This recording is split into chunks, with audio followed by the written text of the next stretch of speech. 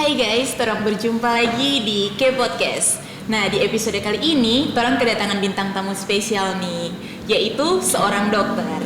Nah, pertama-tama torang mau perkenalan dulu. Jadi, torang pe bintang tamu kali ini, yaitu Dr. Glenando Tayo. Hai Kak, apa kabar hari ini? Baik, terima Nah, kasih. Jadi teman-teman, di episode kali ini torang mau bercerita bagaimana Kak Glenn punya pengalaman sehingga Kak Glenn boleh mau mendapatkan gelar seorang dokter, bagaimana Kak Glenn punya keseharian sebagai seorang dokter. Nah, yang penasaran jangan lupa tetap tonton terus video ini. Nah, jadi Kak Glenn, sebagai seorang dokter, kita penasaran sih mau tanya ini Pak Kak Glenn. Menjadi seorang dokter itu Kak Glenn pe keinginan sendiri atau dari dorongan orang tua? Kan biasa anak-anak sekarang cuman suka-suka ikut orang tua pe mau, padahal orang sendiri tidak berminat di bidang itu. Kalau Kak Glenn sendiri bagaimana? Awalnya suka jadi dokter, waktu dulu sebenarnya tidak ada bayangan sih mau masuk dokter, karena kita besar juga di keluarga pedagang sebenarnya. Jadi papa mama berusaha buka toko pedagang. Cuman seiring waktu kita punya ada keluarga dekat yang DP orang tua itu dokter kebetulan. Jadi karena kita sering bergaul berteman, sering main pada DP rumah, jadi secara tidak langsung kita sering lihat DP orang tua itu melakukan pekerjaan sebagai dokter sih. Pada dasarnya begitu. Terus ada beberapa kesempatan dibawa ke tempat prakteknya papa dan mamanya begitu. Jadi dari situ ternyata menarik kalau boleh mau lihat dokter periksa pasien, terus kasih obat. Pasiennya mungkin dari awalnya sakit, terus datang berikut mungkin sudah sobai dan orang bilang. Dan kata terima kasih kita sobai itu berkesan buat kita. Jadi dari situ lama-lama mulai tertarik, kayaknya jadi dokter itu enak atau menyenangkan. Yang tujuan utamanya waktu itu sih lihat orang kalau kasih baik orang dapat terima kasih itu kayak senang lah begitu. Dan dari kecil sampai mulai besar, akhirnya banyak bergaul dengan keluarga kita teman dia yang DP papa mama dokter, dan didorong oleh mereka sih sebenarnya, didorong bahwa kalau boleh kasih masuk juga Glenn dia kasih masuk dokter kok begitu, dan dia kok dapat lihat minat dengan mampu dan begitu. Jadi kita memang masih berpikir, aduh masuk dokter ini kan tidak murah, begitu dah. Waktu itu juga keadaan juga keluarga bukan berarti ada lebih-lebih sih, enggak. Cuman karena memang so bercerita banyak dari papa, dari mama semua, ternyata udah bilang sudah masuk juga nanti papi dan mami mau usaha untuk mau kasih sekolah anak di biaya bagaimana. Dan ya puji Tuhan, dari mulai awal sampai di dalam dan selesai, boleh selesai juga ya syukur, dan sampai tuntas orang tua support terus sih. Jadi awalnya bukan karena siapa-siapa, bukan karena orang tua, karena orang tua basicnya tidak ada basic medis sebenarnya, bukan orang-orang kesehatan, tapi pedagang. Cuman karena kita banyak bergaul dengan keluarga yang DP papa mama itu dokter, jadi kayak tak bawa-bawa begitu dah. Oh, jadi boleh mau bilang karena faktor lingkungan, Kang? Iya, karena faktor luar sebenarnya, iya, lingkungan. Jadi bukan faktor keluarga sendiri sih. Nggak ada, tapi keluarga juga semua nggak ada yang basic medis, berdagang, orang bank, orang toko, apa kan? Iya sih, guru. Tapi tante ada yang guru, jadi nggak ada sih yang basic medis sebenarnya. Jadi karena faktor luar. Kalau tadi kan Kak Glenn bilang pertama kalau Kak Glenn mulia, Kak Glenn rasa senang begitu dah, rasa kalau misalnya jadi dokter ada DP kesenangan sendiri waktu pasien berterima kasih. Nah, pas Kak Glenn mau jalani DP profesi sebagai dokter ini, menurut Kak Glenn susah nggak sih jadi dokter itu? Susah kalau orang nggak niat, tapi menyenangkan kalau orang itu memang niat ke sana begitu. Jadi kayak banyak orang bilang kalau memang kerja ataupun melakukan sesuatu dengan mungkin sukacita atau memang niat, memang ingin, pasti sih rasa ringan sih begitu dah. Kalau memang ogah-ogahan ya pasti berat. Jadi kalau soal dia mau bilang susah dengan berat, tergantung memang tergantung niat, DP motivasi, memang sungguh-sungguh mau tekuni itu atau enggak begitu. Karena kalau bukan cuma kita zaman sih, kayaknya semua zaman juga merasakan yang dilema seperti itu. Hampir semua anak-anak kuliah ada juga yang merasa begitu, mungkin karena dorongan orang tua dipaksa dan lain-lain. Ada juga yang memang karena niat, tapi misalnya orang tua yang tidak mampu untuk mau kasih biaya untuk DP sekolah. Jadi kalau untuk soal susah dan gampang tergantung pribadinya sih, dan memang motivasinya untuk mau tekuni itu serius atau enggak begitu. Jadi kalau buat kita, karena memang sudah terbawa dari kecil dengan suasana itu, akhirnya sih semakin menekuni, semakin tahu soal medis, semakin rasa menyenangkan saja. Makanya pas waktu sekolah juga rasa sih enjoy saja, no? Begitu. Soalnya kan sekarang banyak tuh anak-anak suka jadi dokter, pikiran susah paling jadi dokter kan mesti anak-anak yang pintar kata jadi dokter. Kalau menurut Kak Glenn sendiri itu dia betul enggak sih dorong statement itu? Kalau pintar, semua orang yang pernah sekolah pasti pintar. Itu pasti, karena orang tahu baca, tahu hitung. Untuk dunia sekarang kayaknya cukup sih sebenarnya itu. Tapi kalau untuk mau tekuni profesi, bukan cuma sekedar pintar sebenarnya, tapi dari niat. Karena kalau orang kategori biasa-biasa saja, kalau dia niat atau dia hobi atau dia suka, pasti dia akan seriusi itu.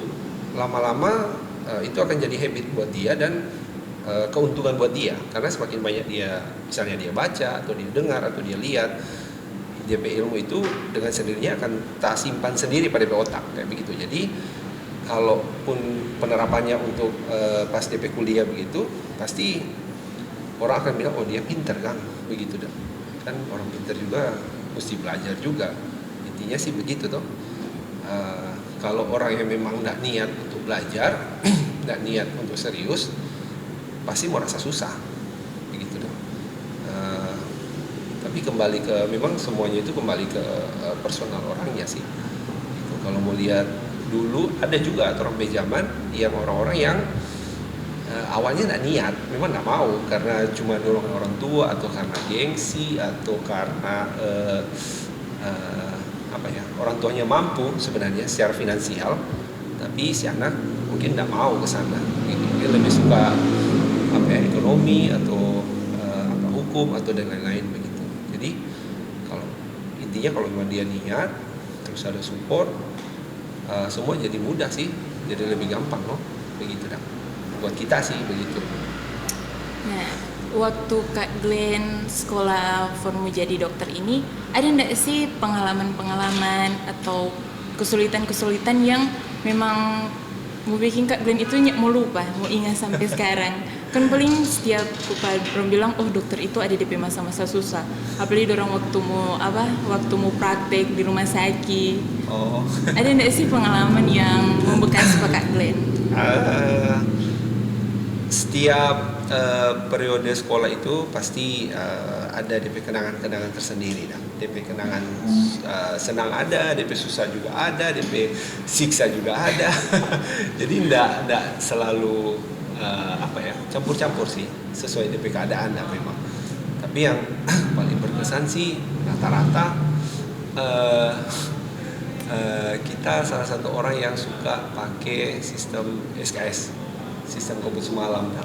Karena mau belajar itu dia kalau mau cicil terlalu jauh boleh mau lupa, tapi kalau sudah dekat-dekat kayaknya lebih mau tafal begitu. Jadi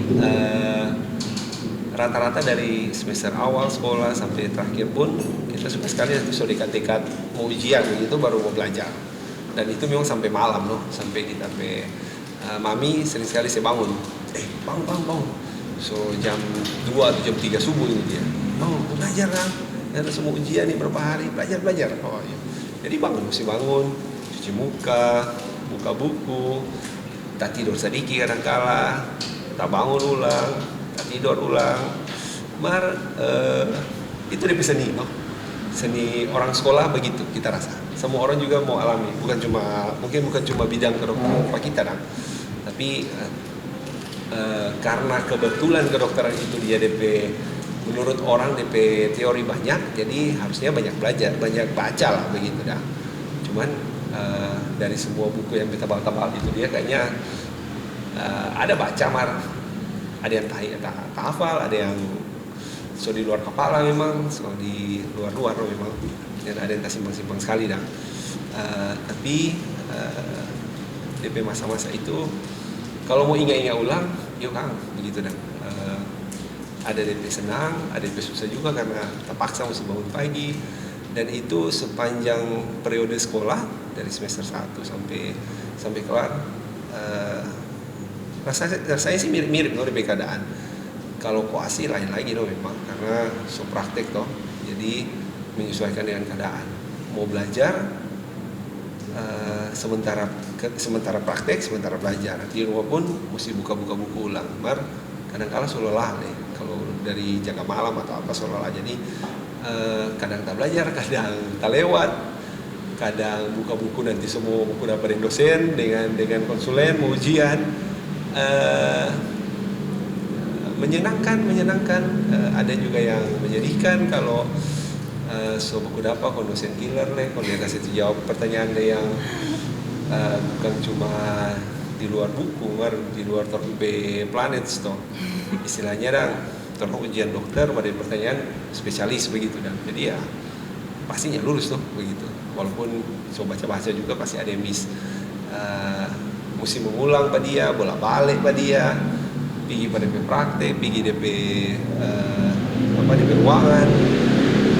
Tapi karena kemurahan Tuhan boleh lulus juga dong pokoknya. Dapat veto, pernah dapat usir, pernah dapat tambah jaga, pernah banyak kali tapi itu DP proses yang mungkin rasa-rasa yang tidak menyenangkan, rasa gondok gitu, tapi lewati juga dan itu jadi kenangan. Kalau setelah sekarang di posisi kerja, kalau ingat-ingat itu kayak rindu jodoh begitu dah. Begini kan dulu kan dokter susah-susah siksa ada sekolah begitu. Dia berapa veto, ada usir. Terus sekarang boleh satu level lah dengan orang kalau bilang. Orang istilah sejawat. Jadi kalau waktu masih sekolah memang masih orang suruh-suruh dah. Mau suruh kerja apa disuruh, kerja ini disuruh. Sekarang karena lulus, dokter, satu profesi dianggap orang itu sejawat. Jadi mau dia senior, mau dia konsulen, mau apa, baku respect satu sama lain. Dan itu sih orang rasa dari orang sekolah sampai sekelar, baku panggilin dokter pun, orang pun ramah pada orang kan. Jadi rasa senang, rasa bangga juga begitu. Tapi kalau mau cerita lebih detail, ya mau cukup di 2 jam dia sekolah 6 tahun mau cerita 2 jam, mana mau kelas. Nah, selama Kak Glenn sekolah lulus, nah pas Kak Glenn masuk di dunia kerja, menurut Kak Glenn sama enggak sih yang waktu Kak Glenn udah belajar di sekolah, sama enggak dengan Kak Glenn udah tekuni sekarang di pekerjaan? Kalau DP penerapan ilmu sebenarnya sih sama DP teori sih sama, cuman DP cakupan yang terpakai selama dari sekolah sampai sekarang tidak 100% apa yang orang belajar dulu mau diterapkan juga enggak semua karena orang belajar misalnya ada 500 penyakit begitu, misalnya orang hadapi hari-hari itu dia mungkin sekitar 20-30 macam penyakit saja jadi tidak terlalu banyak sih. Dan akhirnya kalaupun nyanda diasah begitu atau dibaca-baca ulang diingat, memang mau lupa. Cuman orang lebih realistis aja sekarang apa yang orang pernah belajar dulu, orang hadapi sekarang dengan pasien-pasien dengan penyakit-penyakit yang sesuai DP keluhan, didiagnosis seperti apa DP penyakit, tidak sebanyak yang orang belajar dulu lah gitu kan. Jadi orang lebih pilah-pilah sekarang, dan kenyataannya sih di lapangan tidak serumit waktu kuliah dulu sebenarnya. Kan kalau dulu mungkin belajar A sampai Z semua begitu, DP titik koma. Kalau sampai dunia kerja lebih sederhana sebenarnya. Cuman ini boleh salah. Kita dosen punya kalimat paling berkesan bagi kita waktu dia mengajar dulu.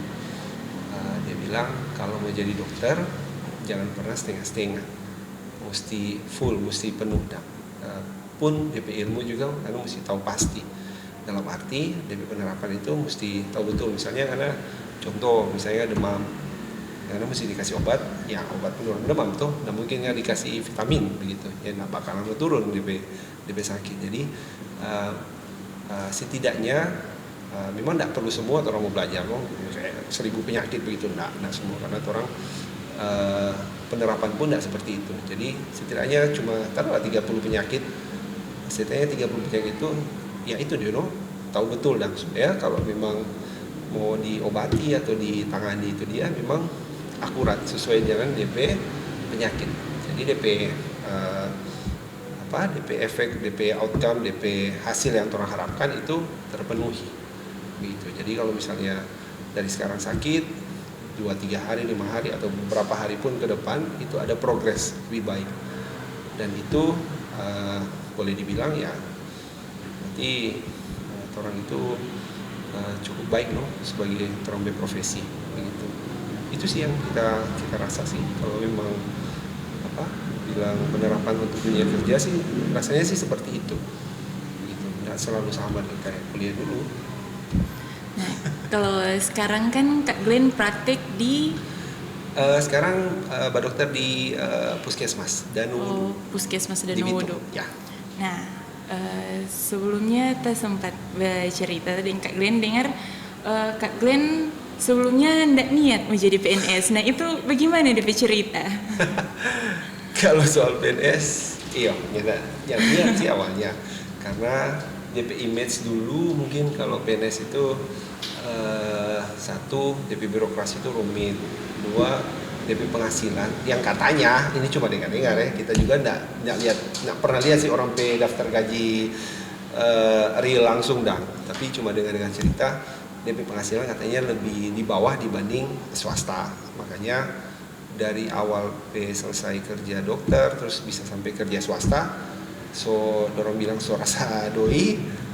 Kau pas dengar begitu, kau dibilang lebih di bawah, ya siapa juga yang mau awalnya. Cuman ternyata jalan-jalan Tuhan yang membawa saya sampai di sini.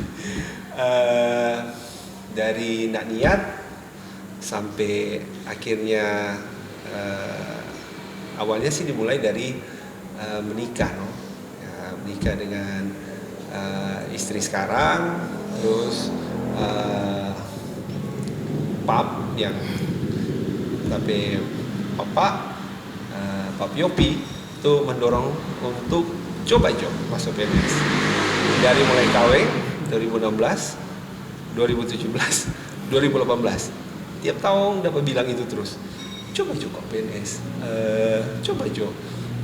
PNS itu bagus, terjamin begitu kalau memang pikir-pikir ulang kalau soal terjamin iya, karena memang DP sistem PNS itu kan sampai pensiun pun ada DP penghasilan lah begitu. Jadi begitu ada DP plus juga ternyata kalau PNS. Tapi selama 3 tahun itu masih belum niat Cuman karena abis itu ada adik, kok istri juga lebih banyak di Bitung. Jadi tahun ke 2019 dengan tidak niat pun akhirnya mencoba juga. Yang awalnya memang nggak ada persiapan sih sebenarnya, nggak ada persiapan. Jadi cuma kasih ikut DP alur yang ada, ikut DP pemberkasan, ikut DP prosedur yang dikasih online, daftar online segala macam itu. Tapi dari tahap pertama seleksi berkas lolos. Nah, kaget-kaget tuh, bisa lolos ya. Sudah lanjut ulang, ada jadwal tes pertama, tes kompetensi dasar itu awal-awal bulan Maret kalau nggak salah 2020, penerimaan orang tahun 2019 tapi tesnya 2020. Dan 2020 kan orang tahu mulai masa isu-isu pandemi, isu-isu COVID awal. Jadi akhirnya, tapi masih sempat sih SKD dulu, tes pertama dulu itu dia belum pakai masker. Jadi orang semua masih biasa-biasa begitu. Nah, ikut itu belajar belajar ilmu dasar semua, ilmu SMA dulu yang ada DP Pancasila lah, ada DP hitung-hitungan lah, ada DP DP logika seperti itu sih. Dan tidak disangka juga bisa lolos. Nggak tahu kenapa, tapi ya padahal persiapan seadanya, secukup-cukupnya, sibuknya urus anak les, ada kerja lagi, tapi masih boleh lah, syukur masih boleh. Dari situ pandemi mulai naik, akhirnya ditunda, dan itu akhirnya bikin sebagian orang yang ikut angkatan itu agak was-was juga sebenarnya sih, karena antara mau tak terus ini atau nyanda, nggak tahu nah. DP isu-isu, ada yang bilang aduh semua angkatan batal setoran ini, aduh kalaupun batal ya berarti nyandanya jodoh. Ternyata cuma tak pending, akhirnya tak terus ujian kedua bulan Oktober mana salah, Oktober mana salah. Ujian kedua di kantor BKN di Manado. Nah itu so pakai masker, so ketat semua, so protokol kesehatan, so ketat ujian. Dan itu semua ujian sih online loh, pakai komputer. Ujian kedua tentang kompetensi profesi. Jadi itu spesifik untuk sesuai profesi yang orang daftar. Jadi kalau kita dokter, DP soal-soal juga soal tentang kedokteran lah, begitu. Dan tidak disangka juga, ternyata lolos juga. Dari 8 orang, serta selisih tertinggal 2 orang. Satu di Girian Weru, satu di Danudu. Yang di Girian Weru, Dr. Stefani, di Danudu kita. Dan ternyata masuk. Selesai itu, kayak refleksi diri ya, ternyata memang Tuhan berencana memang mesti di sini loh, sudah mau kemana-mana gitu kan, dan masuk PNS ternyata. Jadi ya ikuti jodoh Tuhan berjalan sampai sekarang pun masih DP proses untuk mau 100%, semoga dalam waktu dekat ini boleh tuntas, tapi kami sih mengikuti saja loh, pasti waktu Tuhan yang paling baik. Waktu kan orang tahu waktu pandemi itu kan dokter-dokter sibuk. Iya. Nah kalau waktu pandemi itu Kak Glenn sendiri was-was nggak sih? Ya, karena waktu awal pandemi mungkin kita belum terlalu rasa karena kita masih DP fase seleksi PNS. Tapi setelah diterima pun masih masuk dalam siklus pandemi hampir 1 tahun, awal-awal Januari, karena kita penerimaan resmi itu terhitung 1 Desember 2020 itu resmi, tapi mulai kerjanya itu per Januari. Dan mulai kerja itu ya berasa dulu yang enak-enak cuma pakai jas dokter, pakai stetoskop, tak buka-buka masker, baca cerita orang mungkin 1,5 meter sudah di jarak. Tapi setelah masa pandemi itu dia mesti pakai masker berapa lapis, pakai face shield lagi, pakai baju hazmat dulu.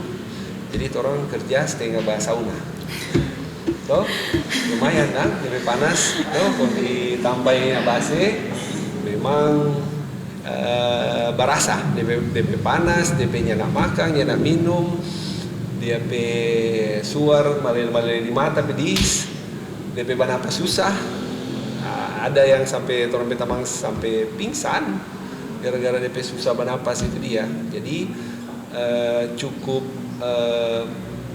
terasa berat sih DP fase-fase pandemi yang DP puncak-puncak dari mungkin sekitar bulan Mei Juni 2020 sampai 2021 kemarin.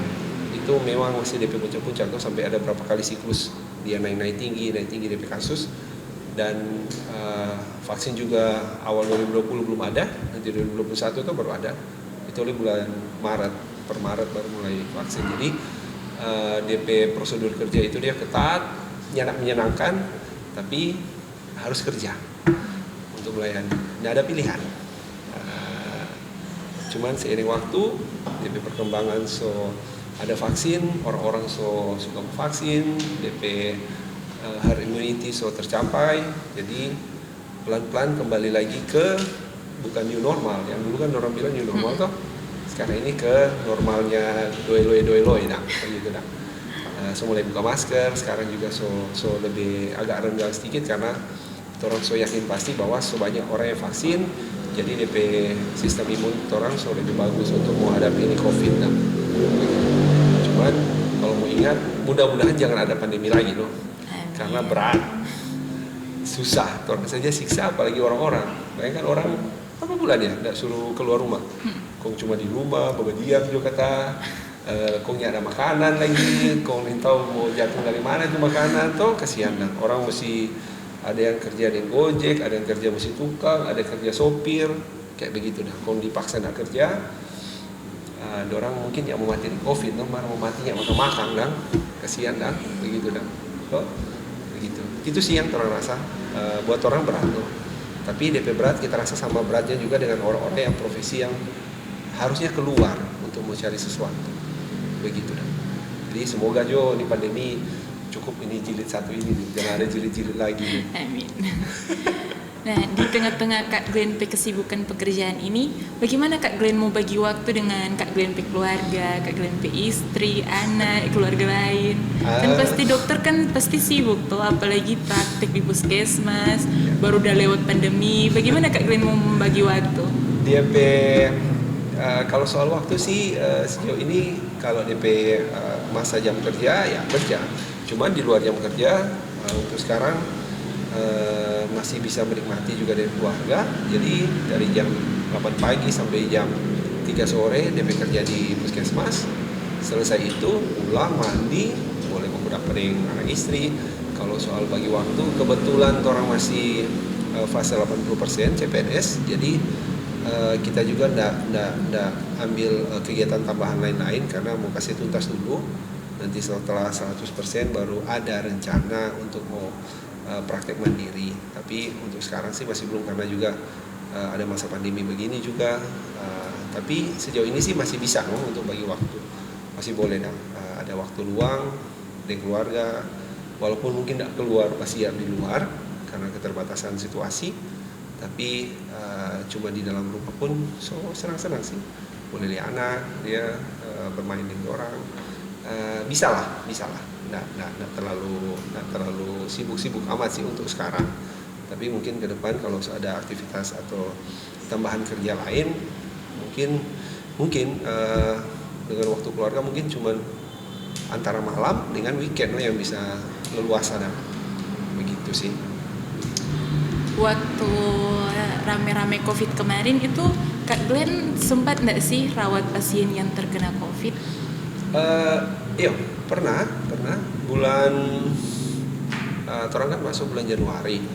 Dari Januari pun itu sampai bulan taruhlah bulan Juni Juli itu dia DP angka COVID kan cukup tinggi. Jadi ada beberapa pasien yang orang terindikasi itu ada COVID, mengidap COVID dah. Cuman karena keterbatasan alat pemeriksaan yang waktu itu belum ada, yang kayak antigen, antibody kayak begitu dah, kayak PCR sekarang toh. Dulu kan belum ada. Jadi bisa bayangkan semua orang yang masuk dengan flu batuk, orang anggap itu punya COVID. Ini mau tahu begitu dah. Jadi makanya terombe protokol itu dia pakai baju hazmat semua. Karena itu bukan cuma safety-nya antar pasien, tapi buat orang yang terombe keluarga di rumah gitu aja. Kalau orang misalnya nggak pakai safety itu bisa orang kena pulang rumah, orang kasih kena terombe keluarga begitu lah. Jadi orang pun harus ekstra hati-hati no waktu itu. Dan masa-masa itu memang paling berat memang. Cuman orang pun tidak bisa konfirmasi pasti bahwa si A, si B ini dia memang COVID. Cuman dari teori gejala yang ada update pelajari, mayoritas kayak penyakit infeksi pernapasan pada umumnya lainnya no, begitu dah. Jadi siapapun yang ada flu batuk, pokoknya terus pikir aduh so COVID ini, sudah jaga jarak, suruh dia bercerita 6 meter itu orang. Kalau orang pakai safety yang pokoknya seaman mungkin sudah no, dan kasih obat juga sesuai protokol yang ada dah. Jadi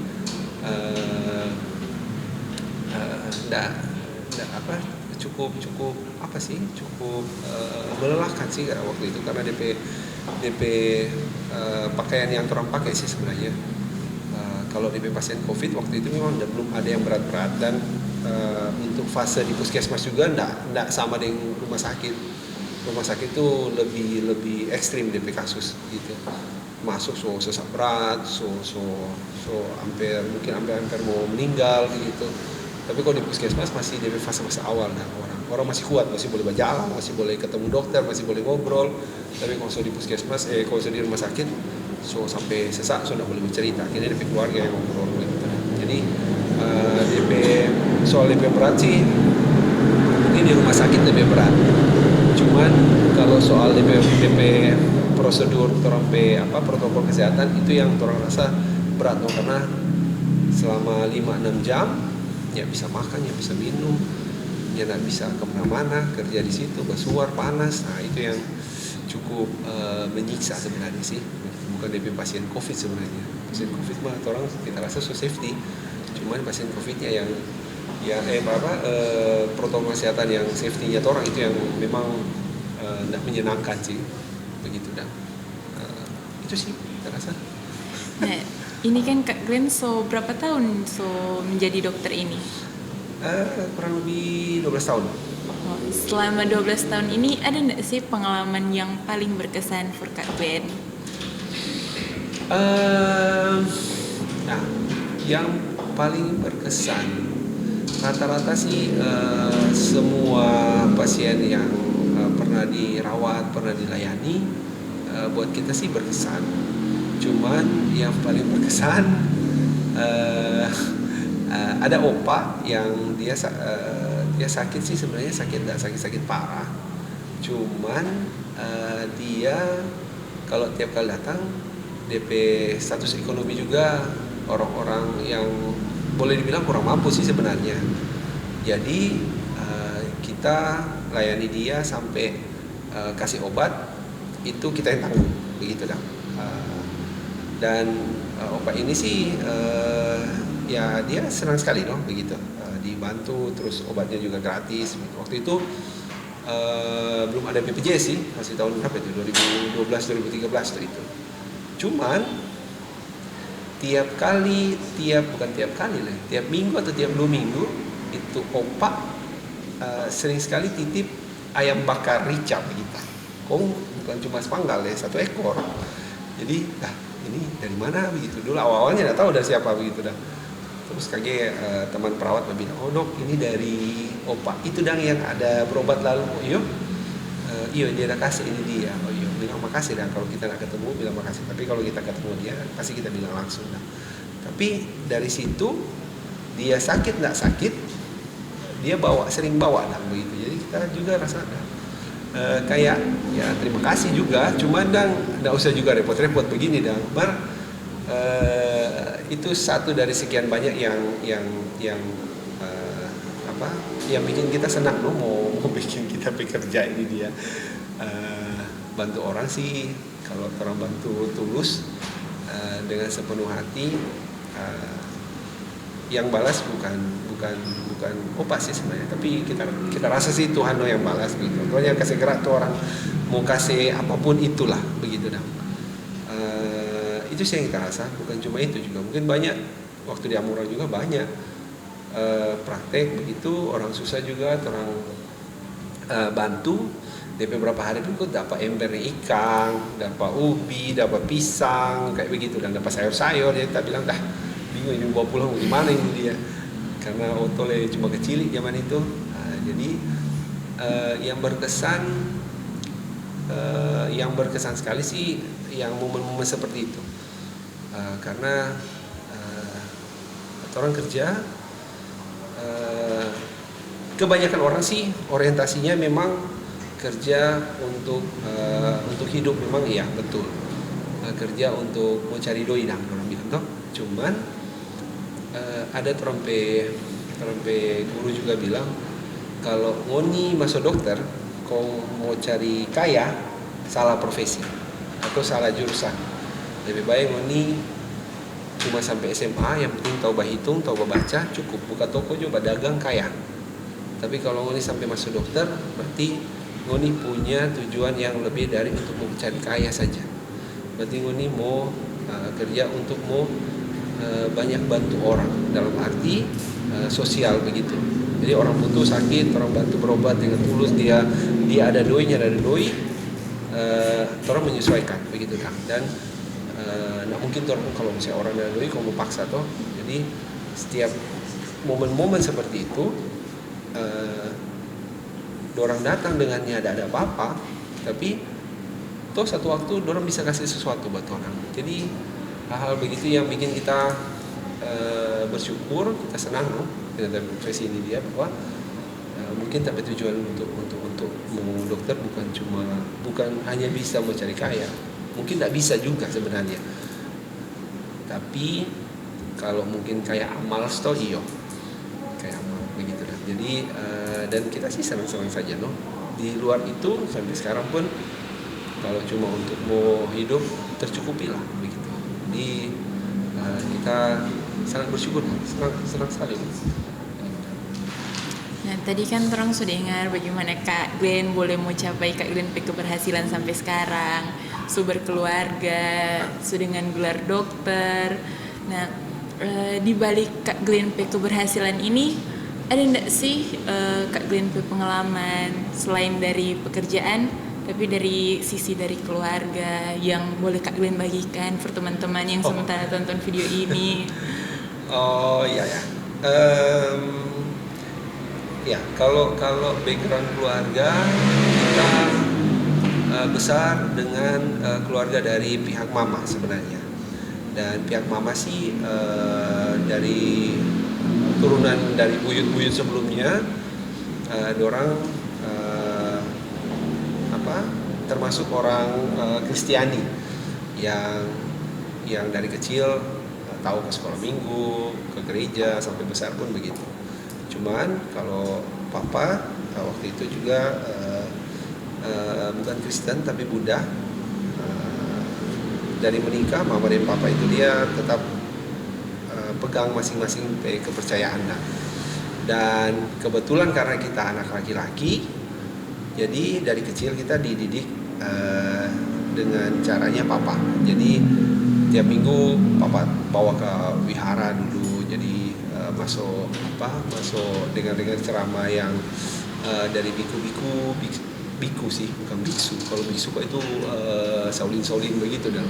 Tapi yang biksu itu saulin, yang biku itu pendeta versi agama Buddha. Begitu. Jadi dari kecil dididik masuk wihara no, sampai dari SD lah, SD, SMP, SMA. Cuman yang lucunya dari SD sampai SMA itu kita sekolah Katolik. Jadi dari Senin sampai Sabtu dulu sekolahnya nyana cuma sampai hari Jumat. Sekarang sampai hari Jumat ya? Cuma sampai hari Jumat, Sabtu iya. libur. Dulu dulu sekolahnya Senin sampai Sabtu. Dan dari Senin sampai Sabtu bayangkan Jo, dari SD, SMP, SMA berarti kurang lebih berapa? 12 tahun ya. 12 tahun belajar Katolik. Jadi kalau mau ditanya kita lebih tahu ajaran Buddha atau ajaran Kristen, ya pasti kita bilang ajaran Kristen, karena Senin sampai Jumat sampai orang mesti lewati itu masa kayak ada ibadah-ibadah khusus kayak Rosario begitu, sampai mesti hafal Bapa Kami, Bunda Maria, begitu. Jadi kan agak lucu juga sih sebenarnya. Tapi dari SD sampai SMA itu kita PKTP, bukan KTP, ya KTP lah begitu, ataupun tanda pengenal bahwa kita ini dia agama Buddha begitu. Cuman seiring waktu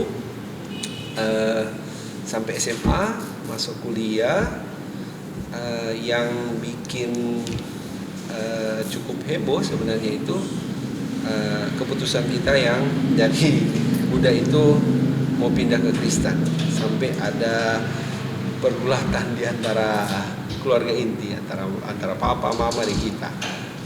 Tapi itu kita rasa dari doanya mama sih sebenarnya. Dari awal, mungkin dari kita lahir sampai kita SMA itu setiap hari papa juga berdoa. Cuman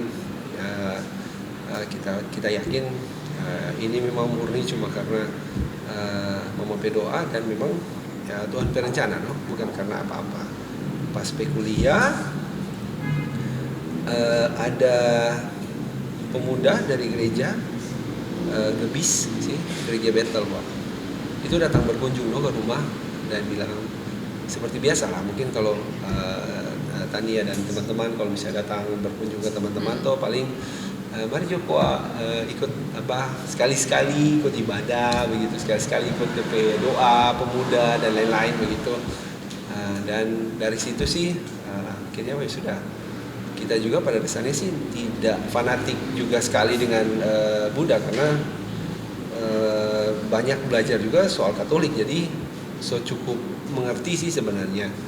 Cuma dari situ awalnya itu punya keinginan untuk mau ikut doa dan ikut persekutuan pemuda sih pada awalnya. Dari situ lama akhirnya punya keputusan kita mau pindah Kristen begitu. Ini keputusan yang paling konyol atau paling berani atau paling nekat yang pernah kita buat seumuran kita waktu itu. Karena kita tahu kita papa itu Buddha keras, tapi mama juga ya Kristen keras, makanya ada orang masing-masing. Cuman dari pilihan itu memang bikin berkelahi satu rumah, hari-hari berkelahi gara-gara itu. Itu keputusan yang kita tidak bisa mau ambil lagi, karena kita ambil, jadi kita mesti jalani itu dia. Dan harga yang kita bayar itu mahal ternyata dari keputusan itu dia, karena dari niat kita pindah dari Buddha jadi masuk Kristen, itu awal dan terakhir kali kita ngobrol dengan kita punya papa, empat mata, muka dengan muka, dan respon satu sama lain, masih saling respon. Tapi setelah itu sudah, dari tahun 2003 kita masuk kuliah sampai terakhir kali almarhum papa itu 2012, selama 9 tahun tidak pernah ngobrol dengan kita. Yang pernah ngobrol, yang pernah bersuara apapun dari kita. Karena dia bercerita yaitu kita masuk itu pilih untuk masuk Kristen itu dia, dan harganya mahal kita bayar. Tapi kejadian sih itu waktu retret bulan Oktober kalau nggak salah. Kita ikut retret itu sembunyi-sembunyi, berdusta. Kita bilang mau pergi belajar apa kita tapi teman baik ini dia yang dokter keluarga, mau pergi pada dia. Jadi kita semua ransel, semua baju semua, isi baju for menginap ini dia for retret sebenarnya. Ada Alkitab di dalam. Tapi kita pakaian baju waktu itu baju rumah, baju celana pendek, baju biasa, sandal biasa. Cuma di dalam itu perlengkapan semua, ada baju, handuk, perlengkapan mandi, sepatu, Alkitab ada. Dan papa sih percaya, yuk pergi. Malam, nah, kita pergi sudah, yang jalannya kalau ke gereja itu belok kanan, jalannya Pak tapi teman itu dia yang DP keluarga dokter itu harusnya lurus, tapi kita belok kanan karena niatnya memang mau pi retret ini, dia belok kanan sudah pergi sudah malam-malam terus pergi retret pergi di Winangun situ yang kubur apa itu yang pas dari Winangun mau naik ke atas kok ada kubur. Oh, yang di pinggir jalan itu? Dia bermasuk sih ke dalam. Dia bermasuk kubur apa tuh itu yang dari pas jembatan dari Citraland terus sedikit babok di Bepom. Bepom turun sedikit lurus ada jembatan kecil sebelum naik tanjakan ke arah ke arah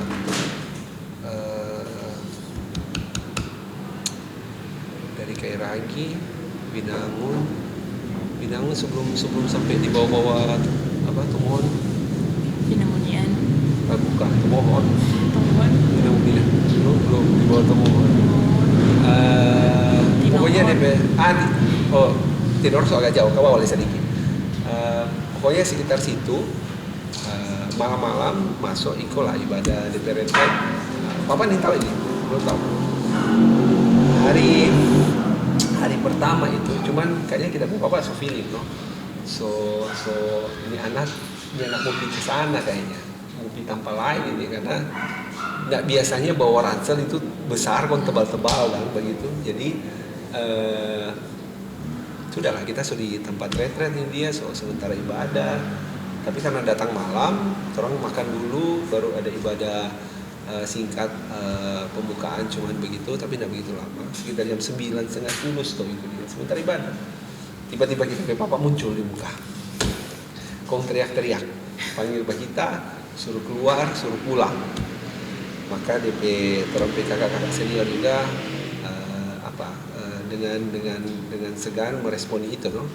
Jadi dipanggil lah kita no baik-baik atau dipanggil kita baik-baik, dibilang, dicerita, tapi kita Papa so emosi tingkat dewa memang no, so batandu 10, so kalau boleh nih Mbak ekor 10 gitu lah istilahnya, saking marah dan geramnya dia akhirnya sudah bercerita banyak. Dia cuma bilang ambil barang Iko dan kita pulang, cuma itu, dan naiklah taksi no. Waktu itu Papa datang naik taksi sudah no, karena kita sudah takut sekali dan Papa seumur umur DP marah itu menakutkan, memang kalau di Semarang sekali kita tahu menakutkan. Jadi menyimpan lagi kita, bawa barang, ikut Papa pulang naik taksi, sudah pulang, baturun. Sampai di Winangun, baturun dekat pertigaan Freshmart dalam itu, dari Citraland turun ke bawah, yang sekarang pompa bensin besar. Dari situ baru sampai Papa bercerita.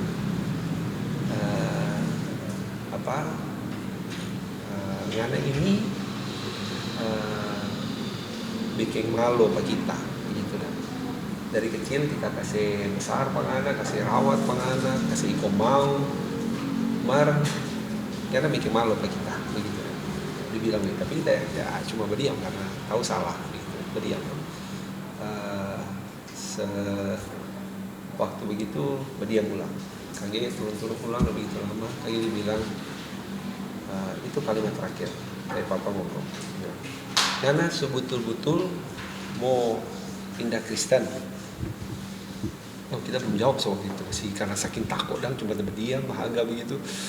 Toto fore sih sebenarnya. Ya kita ingat kita takut sekali.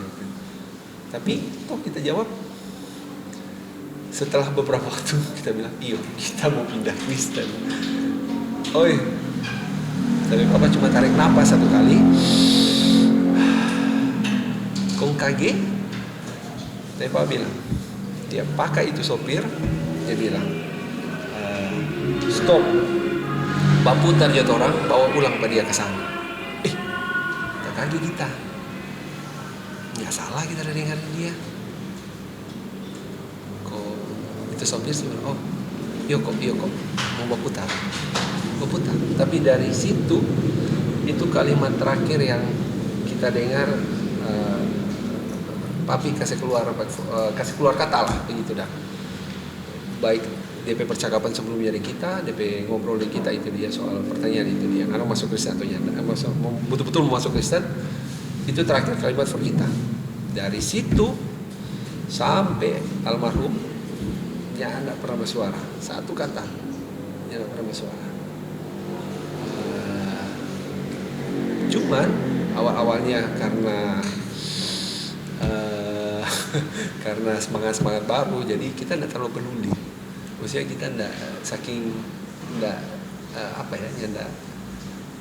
karena kita so senang dengan kita pilihan sekarang, so menikmati dengan pemuda, dengan DP pergaulan, ibadah dan lain-lain.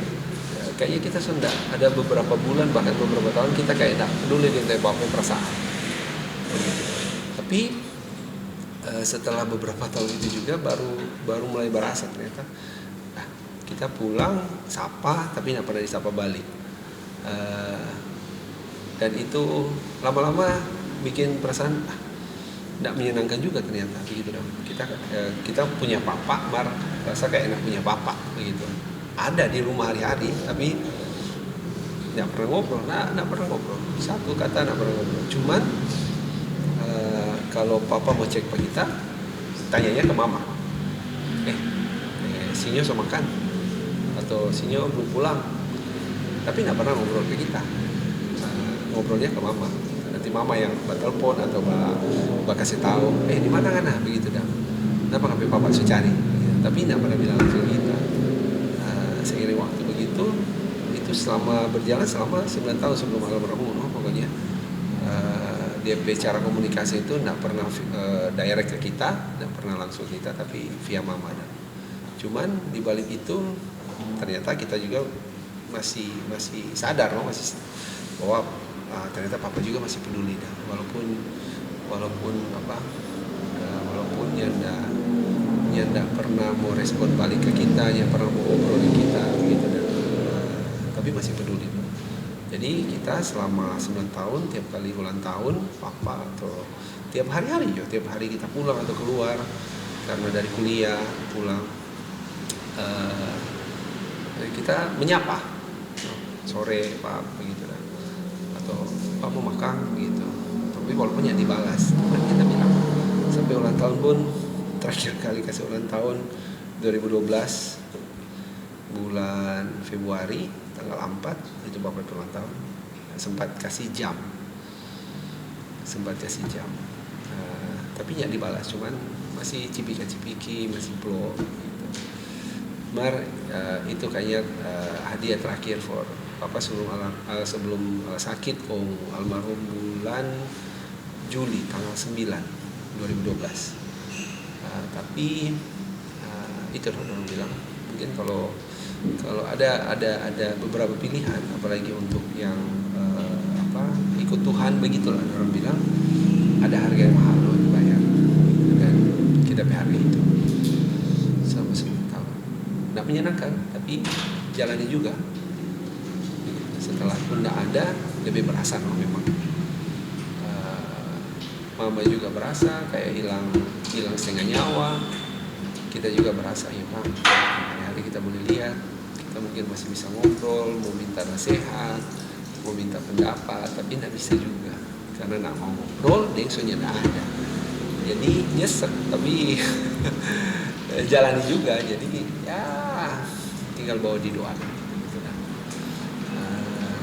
Kurang lebih DP versi singkat sih begitu. Tapi puji Tuhan setelah sampai sekarang pun kehilangan sosok papa, cuman setelah menikah dapat bapak mantu.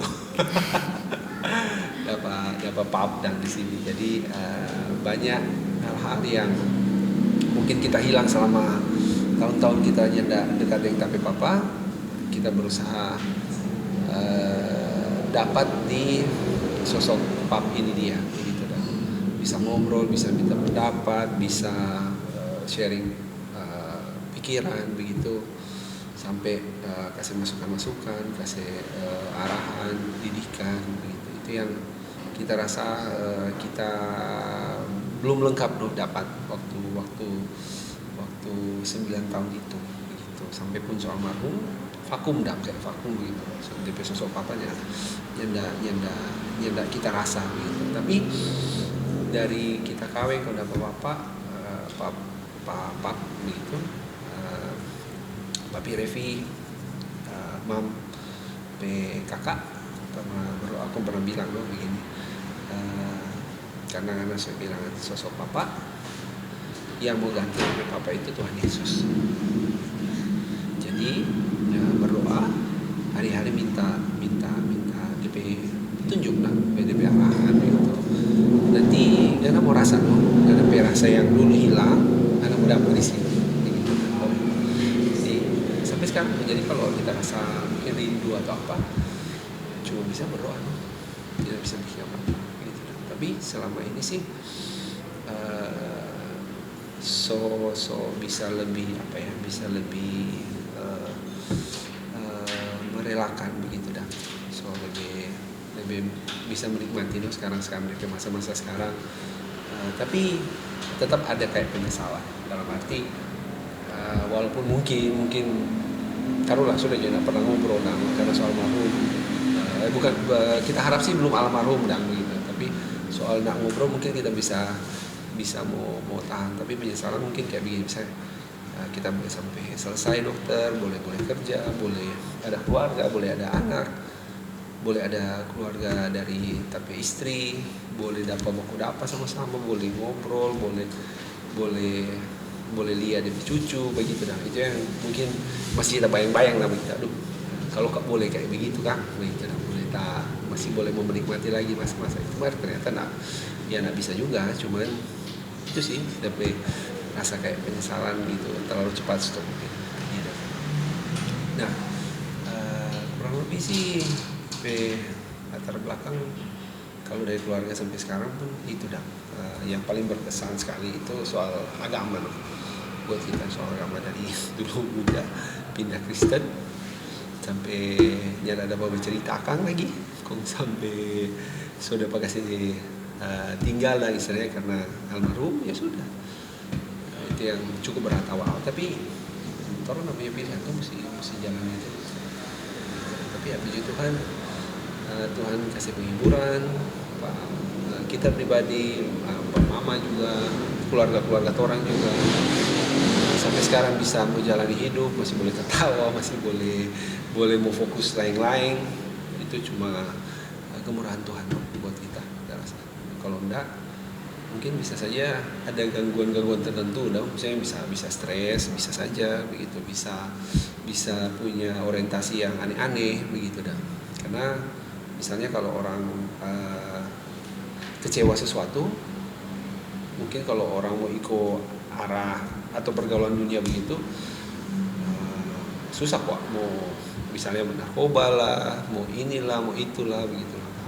Banyak, apalagi orang bidang medis itu dia enggak susah mau cari-cari barang begitu. Tapi puji Tuhan Tuhan masih sayang lah, betul-betul Tuhan masih Tuhan nggak mau kita mungkin terus ke sana begitu lah. Jadi kita pun bersyukur sampai sekarang Tuhan masih pelihara, masih hidup dengan normal dalam tanda kutip, masih sehat-sehat, gede lagi. Gitu. Nah, selama 9 tahun setelah kejadian itu, ada enggak sih perasaan dari Kak Glenn sendiri rupa seperti perasaan marah atau kecewa sampai rasa-rasa marah sih Pak Kak Glenn orang tua? Kalau marah, puji Tuhan ya nggak ada sih. Kita sih ya marah, tapi rasa sepi saja, rasa kehilangan sih sebenarnya. Maksudnya bukan kehilangan karena soal almarhum juga, enggak. Tapi udah 9 tahun kayak istilahnya begini karena hari-hari pulang dari aktivitas apapun, mau kuliah, kerja atau apa, di rumah ada DP orang, tapi enggak mau ngomong. Jadi kayak kita sih enggak marah juga karena kita tahu itu bukan kompensasi karena kita pilihan. Akhirnya responnya seperti itu dan mau nggak mau kita terima karena dia biang kerok kita begitu dan kita sadar diri lah begitu. Jadi kalau kita mau marah kita bapak ya nggak mungkin mungkin juga. Tapi papa lebih jahat kalau mau marah. Jadi kita juga tidak marah sih, tapi lebih rasa sepi saja sih, kehilangan. Maksudnya ada kok papa, ada kok papi, begitu boleh ngobrol kok, marah nggak mau ngobrol dah, begitu dah. Jadi apa ya? Itu sih lebih kehilangan sosok ayah sebenarnya. Kita nggak bisa marah karena itu kita pilihan, kita sadar. So dewasa sih, so umur 17-18 tahun so dewasa harus, jadi so tahu pilihan apa yang orang mau ambil, konsekuensinya apa ya, mau nggak mau harus jalani itu tuh, begitu. Sepi itu yang berat no, tapi mau nggak mau ya mesti hadapi. Dan selama 9 tahun ya sadar juga ternyata 9 tahun udah lewat. Mungkin kalau masih hidup mungkin lebih dari 9 tahun, bahkan kalau misalnya masih sampai sekarang, begitu dah. Jadi kita pun tidak punya pilihan. Pilihan yang kita pilih cuma ada satu jalan, yaitu cuma itu, ikut itu. Nggak bisa mau balik lagi. Tapi yang berkesan, bukan berkesan sih, yang kita nak sangka-sangka, di hari terakhir kita papa sakit itu dia. Papa ini budak keras. Bahkan papa itu boleh dibilang ada gelar pendeta, versi pendeta dari agama Budanya, begitu dah. Jadi kayak orang pendeta, so cukup senior dah. Dalam arti DP status dalam organisasi agama Buddha itu so cukup senior. Dan seumur kita hidup yang kita tahu, jangankan ke gereja, mau berdoa saja di rumah papi itu nggak mau. Tapi di hari-hari terakhir papi meninggal, so mau meninggal 5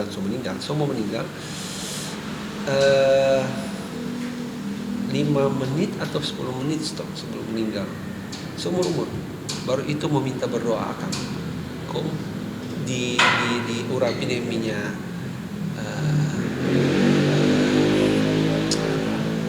diurapi dengan minyak urapan seumur umur. Jadi dari mulai kita tahu juga kita so pilih untuk masuk Kristen, mami selalu bilang berdoakan untuk papi, begitu dah. Dan itu kita bikin atau walaupun tapi doanya tidak terlalu kompleks atau tidak terlalu ribet, sederhana, tapi Tuhan pe waktu untuk mau lembutkan papi pe hati supaya bisa menerima Pak Tuhan, begitu dah. Cuma sederhana itu selama 9 tahun dan finalnya di situ. Terakhir itu dia akhirnya mau, dan dengan senang hati orang berdoa Pak. Ada Pak siram minyak urapan lagi di kepala, dan itu yang bikin kita mungkin agak lega dah di waktu-waktu terakhir itu, agak lega karena kita yakin urusan keselamatan itu pribadi urusan dengan yang di atas. Tidak ada orang lain mau campur-campur yang bisa mau ganggu gugat Tuhan keputusan juga dah. Tapi kalau memang sampai Tuhan kasih lembutkan papi hati untuk mau didoakan, mau kasih minyak urapan, kita yakin, kita percaya ini ya, kita nggak tahu lah ya, tapi keluarga lain nggak tahu, tapi kita percaya mungkin di waktu itu papi juga mungkin bisa menerima Tuhan, jadi bisa diselamatkan mungkin di menit-menit terakhir di sisa hidup. Itu yang akhirnya bikin kita lega. Makanya setelah papi meninggal pun kita bisa jalani, kita hidup sekarang dengan mami itu lebih kuat lagi dan lebih ada sukacita sih, begitu. Karena orang tahu semua orang juga pasti mau meninggal toh. Sampai kapan? Nggak ada yang tahu. Tapi selama orang punya Tuhan ya, orang punya jaminan lah, begitu. Itu sih. Nah, itu yang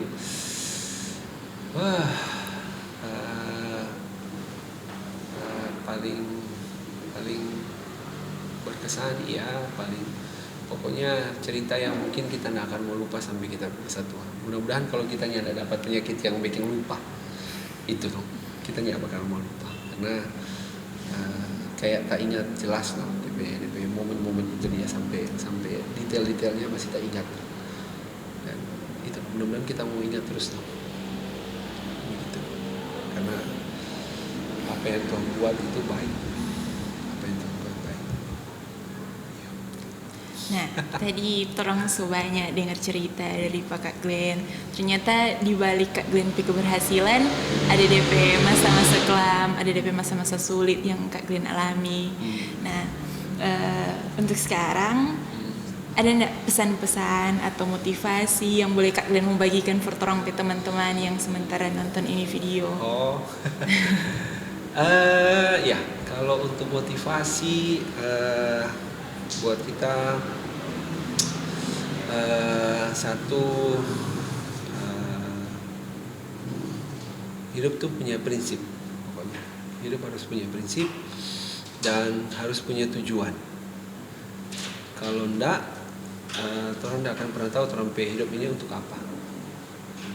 Jadi buat kita, kalau memang Tuhan tempatkan sih, Tuhan kasih kita alur cerita dari kecil sampai kita mesti tekuni, kita berprofesi ataupun bahkan sampai sekarang, berarti kita yakin bahwa Tuhan itu berencana buat kita untuk jadi sampai dokter ini. Dia Tuhan mungkin mau pakai kita untuk mau kasih baik orang atau mau bantu orang begitu. Dan kita yakin kalau orang punya prinsip bahwa hidup itu yang tidak bisa kalau tidak tanpa Tuhan. Itu sih yang kita rasa. Kalau mungkin dulu bergantung cuma pada kita pe kekuatan sendiri atau kita pe kemampuan, tapi hikmat ataupun tapi kehebatan sendiri, bisa-bisa kita mungkin stres dulu. Bisa-bisa mungkin tidak akan sebaik sekarang kita pe hidup. Pasti lebih kelam lagi bahkan. Tapi kalau punya prinsip bahwa orang itu tidak bisa hidup tanpa Tuhan, dan Tuhan sendiri akan mau bantu orang untuk menjalani orang hidup hari demi hari, dan mau kasih terus orang tujuan hidup yang memang Tuhan mau pakai untuk Tuhan pe rencana, Tuhan pe kemuliaan. Tuhan akan mau bekerja dengan luar biasa sih kita rasa begitu. Tidak perlu terlalu muluk-muluk sih sebenarnya buat kita. Kalau orang punya prinsip itu yang benar ya pasti, karena orang dididik kan pasti sesuatu yang benar. Tidak mungkin baik itu orang tua atau teman atau kerabat atau pendeta bahkan sekalipun mau kasih ajar yang salah. Tidak mungkin. Jadi dari kecil pun sampai besar pasti punya prinsip, dan prinsip itu kalau sudah ditanam dari kecil, hal-hal yang baik, hal yang benar itu harus dipegang terus sampai terus no. Karena di dunia kerja itu akan lebih terasa dari prinsip-prinsip yang orang pegang itu, hal-hal yang benar, hal-hal yang tidak bisa diganggu gugat seperti itu akan sangat berpengaruh. Dan orang semua itu punya tujuan hidup masing-masing. Tidak semua orang mau jadi pendeta, tidak semua orang menjadi dokter, tidak semua orang menjadi sopir, tidak semua orang menjadi kayak YouTuber misalnya atau vlogger atau apapun itu. Bayangkan ya kalau semua orang jadi sopir, siapa yang jadi penumpang, siapa yang jadi DP yang bikin DP oto di pabrik. Jadi orang masing-masing itu punya tujuan masing-masing, dan yang mau arahkan orang itu dia bukan orang, tapi Tuhan yang kasih hikmat orang yang pilih, DP pilihan. Jadi pilih sesuatu dengan hikmat Tuhan, bukan dengan hikmat orang. Karena kalau dengan orang bisa-bisa saja salah, bisa-bisa saja tidak akan semaksimal yang orang bayangkan atau orang pikirkan. Tapi kalau memang apa yang Tuhan pilih, dan itu yang kita rasa pakai kayak sekarang begini, pakai saya masuk PNS begini, kita nggak pernah pikir, nggak pernah mau, nggak pernah apa. Tapi di luar dari kita pikiran, di luar dari kita rencana, di luar dari kita keinginan, tapi ini Tuhan yang kasih begitu. Dan kita syukuri bahwa tapi tujuan hidup seperti ini begitu. Nggak usah sih lain-lain, kita rasa itu sih sederhana saja, nggak banyak dan banyak-banyak bersyukur karena hari-hari kita boleh lihat kita pe keluarga, kita pe anak, istri, papa, mama sehat, itu kesenangan buat kita. Anda mau punya uang sebanyak mungkin, tapi kalau Anda sakit dan Anda tidak berdaya, uang itu tidak akan seberapa, cuma mau hilang begitu. Orang sampai sakit mesti berobat sampai luar negeri, mesti pergi sampai di ujung dunia mana, toh bisa habis. Makanya kalau sekarang bisa sehat, sekarang bisa tertawa, sekarang bisa senang-senang, syukuri itu.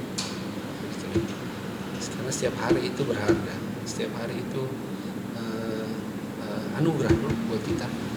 Boleh pergi kerja, pulang baik-baik, jangan sakit, jangan apa-apa, itu anugerah. Begitu. Dan itu mesti disyukuri, Nah, kalau tidak, kalau Anda tahu kalau hidup sampai kapan, saya pernah tahu. Tapi kalau ada hal yang boleh syukuri, syukur. Banyak hal sih boleh syukuri. Boleh bangun, boleh bernapas, boleh kerja, boleh pulang, boleh punya anak, orang sehat-sehat, syukur. Terima kasih Kak Glenn membagikan cerita, pengalaman orang semua yang menginspirasi orang semua. Terima kasih juga Kak Glenn sudah sempatkan waktu mau hadir di episode kali ini. Nah teman-teman, sekian podcast dari kami. Jangan lupa like, share, dan subscribe channel YouTube yaitu Kepos Channel, dan jangan lupa nyalakan lonceng notifikasi supaya teman-teman tahu kalau orang mau upload channel baru. Nantikan terus di Kepos Channel, Kepodcast Low Profile.